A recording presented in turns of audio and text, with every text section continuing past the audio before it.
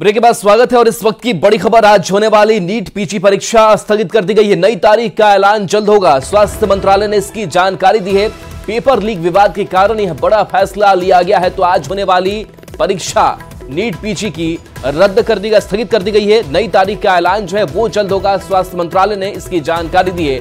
Paper leak विवाद के बाद से यह फैसला लिया है और परीक्षा को फिलहाल स्थगित किया गया है और नई तारीख जल्द आ जाएगी। उसके बाद से फिर से ये परीक्षा होगी। तो देखिए, आज होने वाली नीट पीजी परीक्षा स्थगित कर दी गई है। नई तारीखों का ऐलान जल्द होगा। नीट पेपर लीक पर बड़ा फैसला सामने आया है। नीट पेपर लीक की अब सीबीआई जांच होगी। शिक्षा मंत्रालय ने सीबीआई को जांच सौंप दी है। नीट परीक्षा में धांधली के आरोप लगे थे। 5 मई को एनटीए ने नीट यूजी की परीक्षा ली थी। ईओयू जांच में पेपर लीक के सबूत मिले। अब तक बिहार से 19 लोग गिरफ्तार किए जा चुके हैं।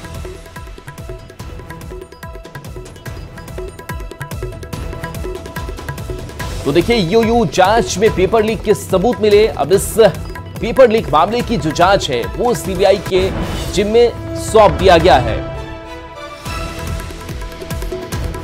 दिल्ली से बहुत बड़ी खबर। एनटीए के महानिदेशक हटा दिए गए हैं। सरकार ने डीजी सुबोध कुमार को हटाया है। प्रदीप सिंह खरोला को प्रभार अब दे दिया गया है। एनटीए के महानिदेशक का प्रभार इन्हें सौंपा गया है। पूर्व केंद्रीय सचिव प्रदीप सिंह खरोला हैं। पेपर लीक मामले में यह कार्रवाई की गई है। एनटीए ने नीट और यूजीसी नेट की परीक्षा कराई थी और सरकार ने अब बड़ा फैसला लिया है। एनटीए के महानिदेशक हटा दिए गए हैं। सरकार ने डीजी सुबोध कुमार को हटाया है और उनकी जगह पर प्रदीप सिंह खरोला को जिम्मेदारी सौंपी गई है।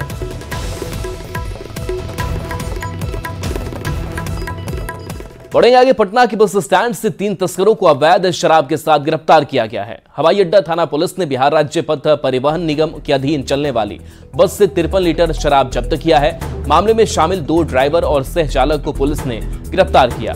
तस्कर दिल्ली से पटना आने वाली बस से तस्करी कर रहे थे। फिलहाल पुलिस ने सहायक के क्षेत्रीय प्रबंधक पर केस दर्ज कर लिया है और मामले की जांच में जुटी है। कोडरमा से बड़ी खबर है, जहां लाइन होटल में गोली चली है। गोलीबारी में 2 लोग की मौत की खबर है। मौके पर कोडरमा पुलिस पहुंची है। मामले की छानबीन में पुलिस जुटी हुई है। मिली जानकारी के अनुसार बिहार से आए कुछ युवक दिन के वक्त होटल में शराब का सेवन किया था, जिसके बाद होटल संचालक से पैसे की लेन देन को लेकर बहस हुई थी। आरोपी वापस आकर होटल संचालक और उसके साथी पर गोली चलाकर भाग निकले। आरोपियों की संख्या 6 बताई जा रही है। होटल मैनेजर राजन और स्टाफ नाशिम की मौत हुई है। कोडरमा थाना क्षेत्र के अंतर्गत बागी टाट स्थित शांति मोटल में यह गोलीबारी हुई।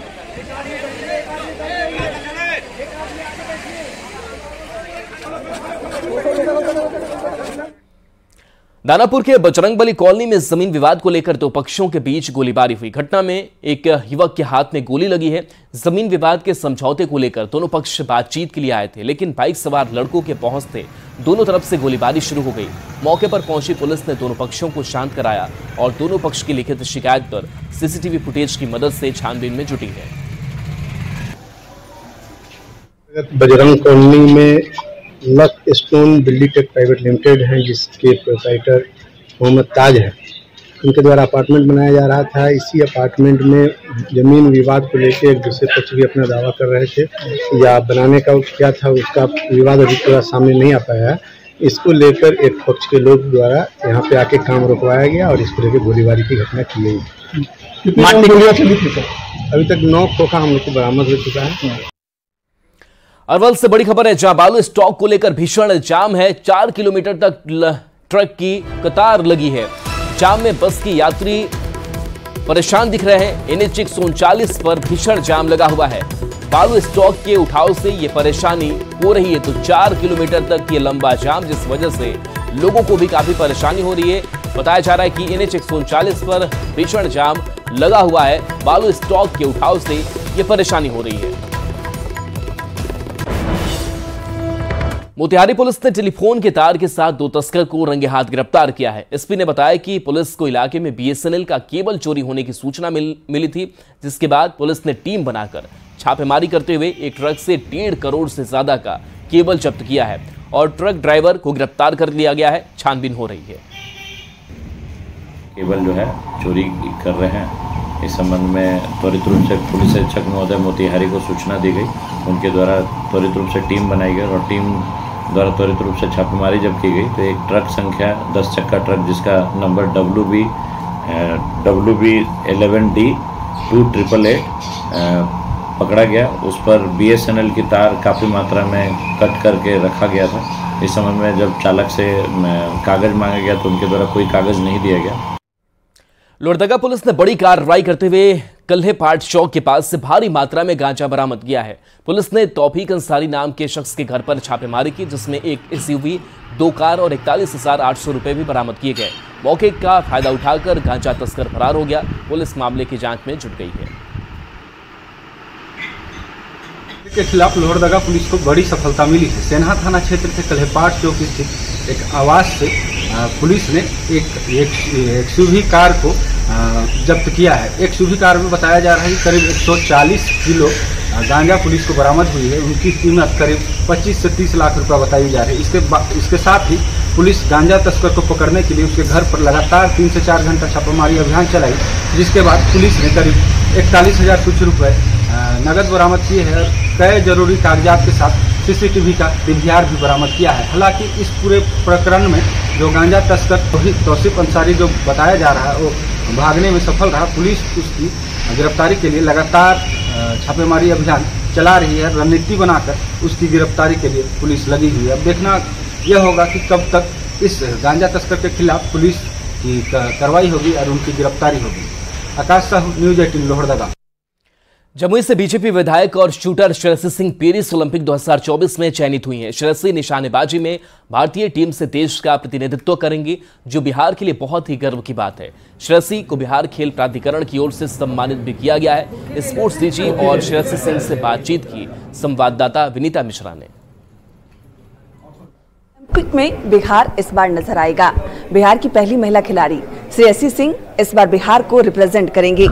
श्रेयसी जब एक खिलाड़ी खेलता है तो उसका सपना होता है मेडल लेना, लेकिन जब अपने स्टेट, अपने कंट्री को रिप्रेजेंट करता है तो कई लोगों की भावनाएं उससे जुड़ जाती है और सभी चाहते हैं मेरा बिहार, मेरा भारत ये मेडल लेकर आए। तो इस बार सिर्फ श्रेयसी नहीं, पूरे बिहार की भावनाएं आपके साथ हैं। निश्चित रूप से देखिए, जो एक सपना था जो मेरे पिता, मेरे माता के साथ शुरू हुआ था, जिस तरह से खेल में मेरी प्रतिभा या मेरा जो प्रदर्शन था वो बेहतर होते गया, उसी तरीके से अनेकों लोगों की सपना मेरा सपना बन गया और हम लोग एक तरीके से एक मिशन या एक ड्रीम से कनेक्टेड हो गए। बिहार के लिए मैंने पिछले 17 साल के करियर में बिहार के लिए खेला है, बिहार का प्रतिनिधित्व किया है, भारत का प्रतिनिधित्व किया है और मैं जब अंतर्राष्ट्रीय जगत पर भी खेलती हूँ तो अपने साथ उस भावना को लेकर चलती हूँ। यानी कि मैं जब अंतर्राष्ट्रीय जगत में खेलती हूँ तो मैं अकेले नहीं रहती, लेकिन सैकड़ों बिहारी भाई बहन मेरे साथ खड़े रहते हैं। देखिए, ऑलरेडी कैबिनेट में बिहार का स्केल छात्रवृत्ति योजना पास हो चुकी है, scholarship policies for sports person. इसमें उत्कर्ष करके एक स्कीम है, उसमें पर ईयर जो भी इंटरनेशनल लेवल पर, ओलंपिक लेवल पर पहुंचते हैं उनको 25 लाख रुपीस पर ईयर देने का प्रावधान है। तो उस प्रावधान के तहत पहला खिलाड़ी जो इस प्रावधान में जो फ़ायदा उठाएंगे वो मैम है। और फ़ायदा की बात छोड़ दीजिए, लेकिन हमारे लिए पहले इतना गर्व की बात है भाई कि बिहार से पहला खिलाड़ी ओलंपिक्स में भाग ले रहे हैं। जो 2 साल पहले हम लोगों ने संकल्प लिया था कि हम लोग मेहनत करेंगे बिहार से कम एक खिलाड़ी को 2028 में ओलंपिक पहुंचाने का, लेकिन मैडम तो 2024 में ही पहुंच गई है, तो बहुत बड़ी उपलब्धि है। ये पहली बार हो रहा है जब बिहार की महिला खिलाड़ी बिहार को ओलंपिक पे रिप्रेजेंट कर रही हैं। विनीता मिश्रा, न्यूज़ 18 पटना। धोखाधड़ी मामले में अभिनेत्री अमीषा पटेल और अजय सिंह के बीच समझौता हो गया है। रांची में डिस्ट्रिक्ट लेवल सर्विस अथॉरिटी में हुई सुनवाई के दौरान दोनों पक्ष वीडियो कॉन्फ्रेंसिंग के जरिए उपस्थित हुए। सुप्रीम कोर्ट में आयोजित राष्ट्रीय लोक अदालत में सुनवाई के दौरान दोनों के बीच समझौता हुआ। बता दें कि अमीषा पटेल को शिकायतकर्ता अजय सिंह को 2.75 करोड़ रुपए लौटाने थे। अमीषा अब तक 1.51 करोड़ लौटा चुकी हैं। उन्हें अभी भी 1.24 करोड़ लौटाने हैं। इससे पहले 9 मार्च को रांची सिविल कोर्ट में आयोजित राष्ट्रीय लोक अदालत में दोनों के बीच 5 किस्तों में 2.75 करोड़ रुपए लौटाने की शर्त पर समझौता हुआ था। SLP क्रिमिनल 7690/2022 है, जिसमें अमीषा पटेल और अजय सिंह पार्टी हैं और इनका केस माननीय सुप्रीम कोर्ट में पेंडिंग है। इसी का आज ये क्या कहते हैं थ्रू वीसी हम लोगों ने एक सक्सेसफुल तरीके से इसका निष्पादन करवाया है। यहाँ पर रांची में कंप्लेन केस हम लोगों के द्वारा किया गया था, मेरे क्लाइंट के द्वारा, जो कि चेक बाउंस का था और इसमें 420, 406, 384, 85 और 506, 504 और 34 IPC में। DLSA secretary even DLSA team के द्वारा जो है बड़ा ही अथक प्रयास से यह मामला सेटल हुआ था। कुछ लेन देन का ही मामला था, चेक बाउंसिंग का केस भी था, इसमें हम लोग 406, 420 भी था, जिसमें सुप्रीम कोर्ट हम लोग गए हुए थे। सुप्रीम कोर्ट में बाकी मैटर्स को स्टे करके चेक बाउंस के मामले को आगे बढ़ाया गया था, जो कि अर्लियर हम लोगों का सेटल भी हुआ है। 9 मार्च को एक लोक अदालत यहाँ लगा था, उस लोक अदालत में सेटल हुआ, जिसके लाइट में पैसा हम लोगों ने पोस्ट डेटेड चेक भी दिया था, पैसा समय पर दिया जा रहा है। भीषण गर्मी का असर अब हरी सब्जियों पर भी दिखने लगा है। जमशेदपुर में सब्जी की कीमतों में भारी बढ़ोतरी से लोगों के रसोई का बजट बिगड़ रहा है। टमाटर की बड़ी कीमत जहां लोगों को रुला रही है, वहीं आलू, प्याज सहित अन्य सब्जियों की बढ़े दाम से उनका बजट बिगड़ रहा है।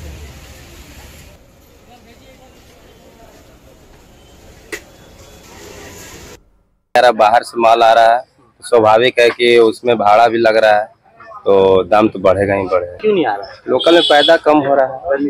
हाँ, क्या समय पे बारिश नहीं हो रहा है, धूप ज्यादा हो जा रहा है, गर्मी ज्यादा पड़ रहा है, इसके वजह से उपज कम हो रहा है। वर्षा नहीं हो रहा है और क्या, और मतलब कि मौसम जो है ना ये हो गया है, मतलब कि जिस खेती में धान लगता है ना, वो खेती में सब्जी है और वो खा करके मतलब उसको सब्जी लगाएगा। अभी 1-2 महीना ऐसे चलेगा। नहीं होने की वजह से सब्जी महंगा हो गया, उछाल हो गया है। बारिश होगा तो फिर सामान हो जाएगा। हमारी लिमिटेड सैलरी है, तो अचानक बढ़ जाने पर थोड़ा होता है कि उसी में बजट में थोड़ा बढ़ाना पड़ता है, तो बाकी जगह कटौती करना पड़ जाता है, तो थोड़ी सी हो जाती है परेशानी। हरी सब्जी तो वही आजकल जैसे पहले ज़्यादा लेते थे, अभी कम हो गया है कि अब धनिया जैसे पहले आधा किलो लेते थे, अब हो गया है कि 100 ग्राम 10 ग्राम ऐसे लेना पड़ रहा है, तो वही क्वांटिटी कम हो जाती है। सब्जी बहुत महंगा है, हम लोग जैसे मिडिल क्लास तो सब्जी खा नहीं पाते हैं, इसी कारण सब्जी का क्वालिटी भी यहाँ ठीक नहीं है। सब्जी महंगी हो गई है, इसलिए सब्जी खाने में जो मजा नहीं आता उससे तो अच्छा जूस पीने में है। ठीक है ना, सब्जी की क्वालिटी ठीक है, वो गर्माहट की वजह से थोड़ा नरम हो जा रही है, अचानक से हरी सब्जी तो गायब हो ही रही है। बजट भी बिगड़ता है। हर चीज का दाम कम होना चाहिए, हर चीज का दाम तो बढ़ा हुआ है। यहाँ सब्जी का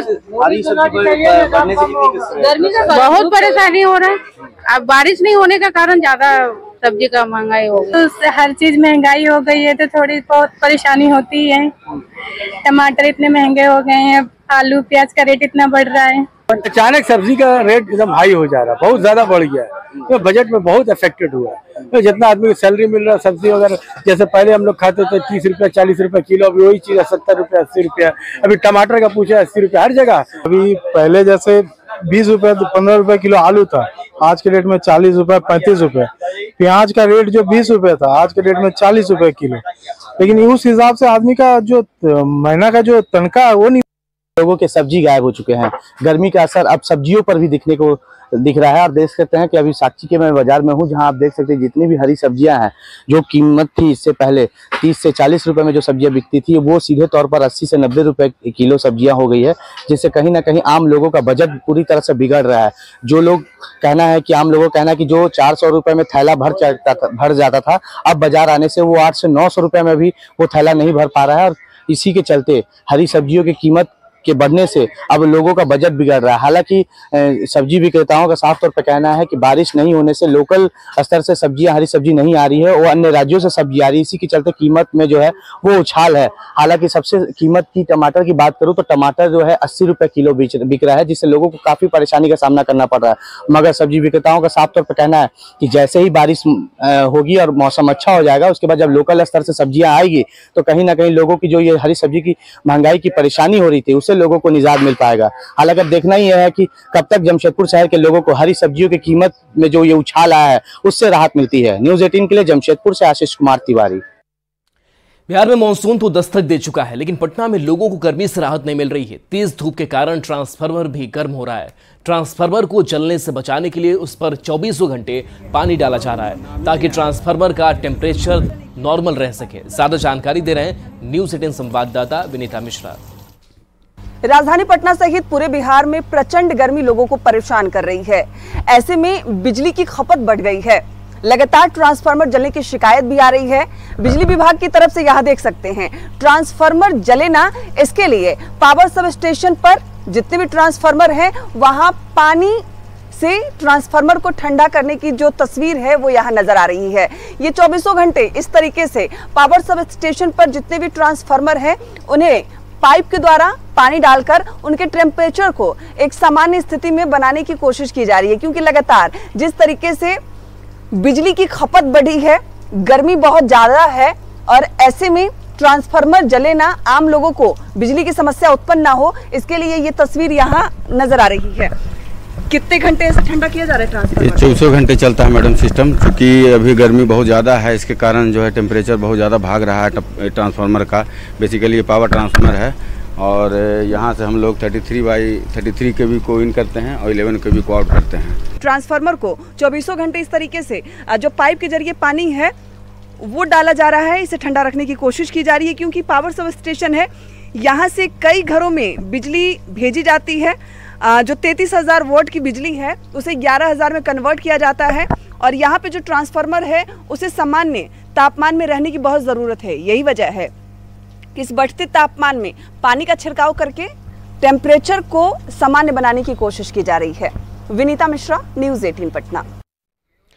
पूर्णिया के बायसियन मंडल क्षेत्र में नदियों के कटाव और बाढ़ के हालात का डीएम कुंदन कुमार ने जायजा लिया। आपको बता दें कि कल नदियों के कटाव और बाढ़ की खबर को न्यूज़ 18 ने प्रमुखता से दिखाया था, जिस पर डीएम ने संज्ञान लेते हुए जायजा लिया। डीएम ने अधिकारियों को कटाव निरोधी काम में तेजी लाने का निर्देश दिया, साथ ही पीड़ित लोगों को 24 घंटे के अंदर मदद करने का भरोसा दिलाया। मुजफ्फरपुर में बाढ़ के खतरे को देखते हुए जिला प्रशासन पूरी तरह अलर्ट है। जिला प्रशासन ने इसको लेकर तैयारी शुरू कर दी है। जिले में बागमती नदी के तटबंधों की मरम्मती का कार्य शुरू हो गया है।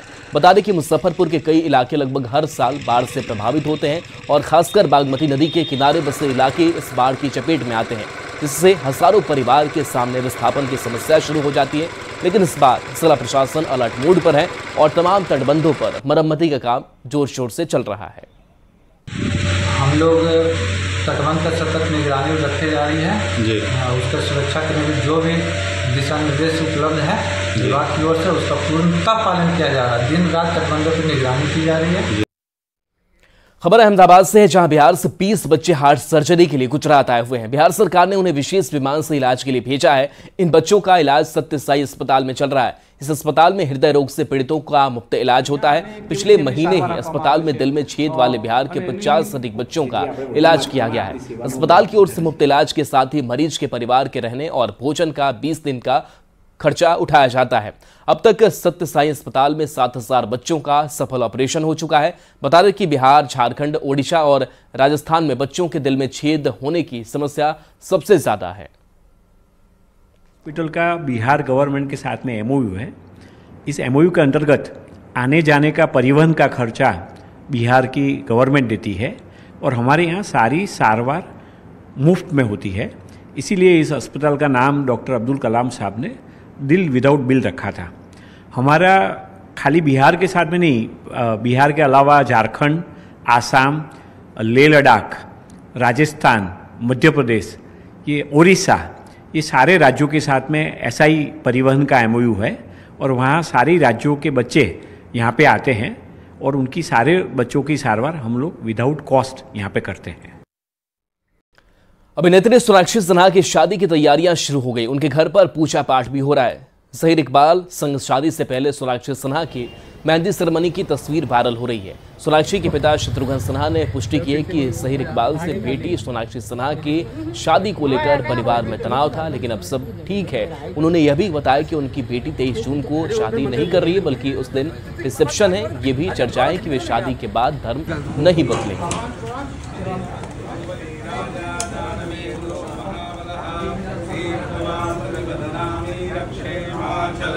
चल आयु रक्षतु बाराही तो तस्वीर आपको दिखा रहे हैं जहां पर देखिए मंत्रोच्चारण हो रहा है और इस मंत्रोच्चारण के बीच तैयारी है इस पूरी शादी की। हालांकि शादी को लेकर के तैयारी पूरी है और उसके बीच की तस्वीर दिखा रहे थे। पटना के बिहार म्यूजियम में आईएएस ऑफिसर एसोसिएशन की ओर से माइंड फेस्ट 2024 का आयोजन किया गया है। रेरा चेयरमैन विवेक सिंह ने कार्यक्रम का उद्घाटन किया। माइंड फेस्ट प्रतियोगिता में India quiz, creative writing, crossword, general quiz जैसे कई गेम रखे गए हैं। इसमें हर वर्ग के लोगों ने भाग लिया है। और वार्षिक उत्सव है जिसमें 2 दिन के आयोजन में हम कॉन्टेस्ट कराते हैं, cryptic, crossword, quiz, creative writing. मतलब बेसिकली बच्चों में एक्स्ट्रा करिकुलर एक्टिविटीज़ को बढ़ावा देने के लिए, जैसा कि सर ने भी कहा है कि यहाँ पर सिर्फ पढ़ाई, बुकिश नॉलेज तक बच्चों को सीमित नहीं रहना चाहिए। और इस इवेंट की सबसे खूबसूरत बात यह है कि ये सिर्फ कॉलेज स्टूडेंट या स्कूल स्टूडेंट के लिए नहीं, it is open for all, मतलब हर एज ग्रुप के इंसान, क्योंकि लिखना और क्विज से जुड़े रहना हर किसी को पसंद है। तो ये माइंड फेस्ट है, हर एज ग्रुप के लिए ये ओपन है और ये हर साल इसी मकसद से आयोजित किया जाता है। पटना जू के स्थापना दिवस पर जू में पोस्टमार्टम रूम का उद्घाटन किया गया। वन एवं पर्यावरण मंत्री प्रेम कुमार ने सरकारी मानकों के हिसाब से जू में पोस्टमार्टम कक्ष का होना जरूरी बताया। पोस्टमार्टम रूम के खुलने से अब जू के जानवरों की मौत के कारण का पता चल जाएगा और अब जानवरों के पोस्टमार्टम के लिए डॉक्टरों को भी परेशानी नहीं होगी। पोस्टमार्टम रूम 16 लाख रुपए की लागत से बनाया गया है। पटना दिवस मना रहा है। पटना जू 51 साल का हो गया और इसके मद्देनजर पटना जू में इस साल नई सौगात मिली है। पटना जू में पोस्टमार्टम रूम बनाया गया है, यहाँ देख सकते हैं, क्योंकि जहाँ पे जानवर होते हैं, अगर मानकों की हम बात करें तो वहाँ पर पोस्टमार्टम रूम जरूर बनाया जाता है। पटना जू में कई ऐसे जानवर जो बाहर से यहाँ आते हैं, कई ऐसे जानवर जो यहाँ से बाहर जाते हैं और उनके लिए पोस्टमार्टम रूम भी इस बार बनाया गया है। सर, पोस्टमार्टम रूम मानकों के अनुसार ज़रूरी होता है और इस बार बनकर चूँकि चिड़ियाघर का संचालन और देख रेख सेंट्रल जू अथॉरिटी के माध्यम से दिल्ली से किया जाता है, तो कोई भी जू में शवों का अच्छा से निस्तारण करने के लिए, उसका जांच करने के लिए कि उनके मौत का क्या कारण रहा, ताकि आगे किसी तरह की घटना न घटे। यहाँ जो भी स्पेसीज हैं वो रेयर हैं, तो उस पॉइंट ऑफ व्यू से एक होना बहुत ज़रूरी है ताकि उसका सही रूप से जांच किया जा सके। तो पहले नहीं था, हम लोग को काफ़ी असुविधा होती थी, तो ये हो जाने से हम उनका बढ़िया से जांच कर सकेंगे और आगे कोई घटना न घटे उसको रोकने का भी हम प्रयास कर सकेंगे। तो आगे कोई घटना ना घटे, क्योंकि कई ऐसे जानवर हैं जो दूसरे जू से पटना जू आते हैं, यहाँ पे उनकी मौत हो जाती है, ऐसे में कारण स्पष्ट नहीं हो पाता। लेकिन इस पोस्टमार्टम रूम के बन जाने से कारण स्पष्ट हो पाएगा कि आखिर उनकी मौत कैसे हुई और आगे से वैसी कोई घटना ना घटे, उसके मद्देनजर ठोस काम भी शुरू किए जाएंगे। विनीता मिश्रा, न्यूज़ 18 पटना। और चलिए न्यूज़ 18 बिहार झारखंड पर खबरें आपके लिए लगातार जारी हैं।